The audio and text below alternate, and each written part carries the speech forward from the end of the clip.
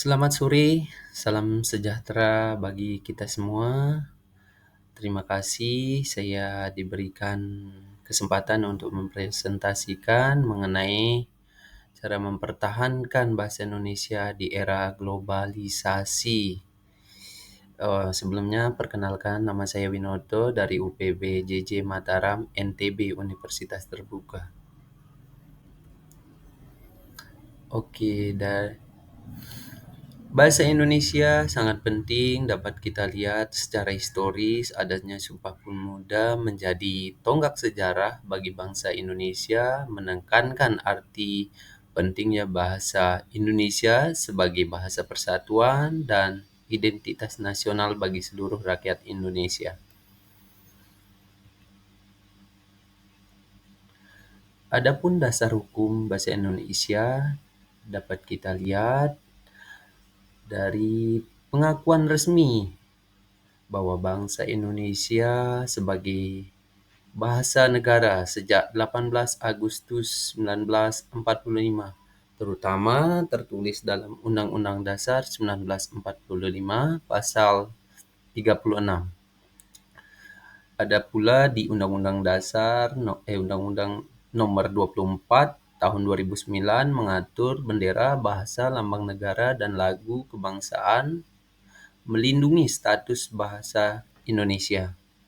Ada pula di Perpres nomor 63 tahun 2019 yang mengatur penggunaan bahasa Indonesia dalam forum nasional dan internasional demi penguatan identitas bangsa, serta beberapa peraturan menyebut penggunaan bahasa Indonesia dalam konteks tenaga kerja asing, menegaskan pentingnya komunikasi dalam bahasa Indonesia. Peran bahasa Indonesia di forum internasional dapat kita lihat dari Annual International Conference on Islamic Studies atau disingkat ISIS ke-20 yang diadakan di Surakarta pada Oktober 2021 memperlihatkan penggunaan bahasa Indonesia secara konsisten oleh pejabat negara dan peserta, menegaskan eksistensi bahasa Indonesia di forum internasional atau forum global.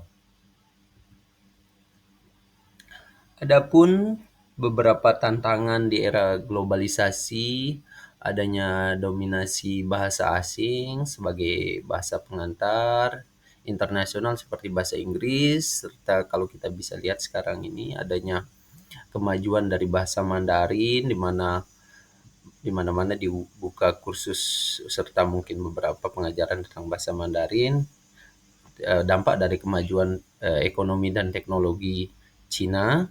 Berikut pergeseran gaya bahasa generasi muda yang dipengaruhi bahasa asing maupun kemajuan zaman, serta menurunnya kebanggaan berbahasa Indonesia. Regulasi dan upaya pemerintah telah menetapkan berbagai regulasi untuk memperkuat fungsi bahasa Indonesia dalam kehidupan berbangsa dan bernegara. Ada pula dasar hukum di undang-undang dan peraturan presiden yang menjadi landasan hukum bagi penggunaan bahasa Indonesia secara resmi. Dan pemerintah aktif mempromosikan bahasa Indonesia di forum-forum internasional dan lembaga pendidikan untuk meningkatkan eksistensinya di dunia. Oke.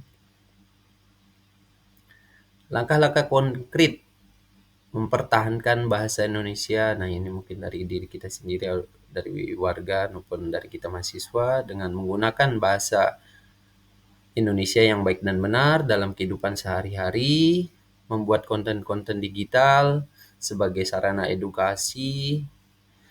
Berikutnya, memberikan edukasi mengenai pentingnya bahasa Indonesia mungkin kepada rekan, teman, ataupun keluarga, dan mendukung kebijakan pemerintah dalam memperkuat bahasa Indonesia sebagai bahasa nasional.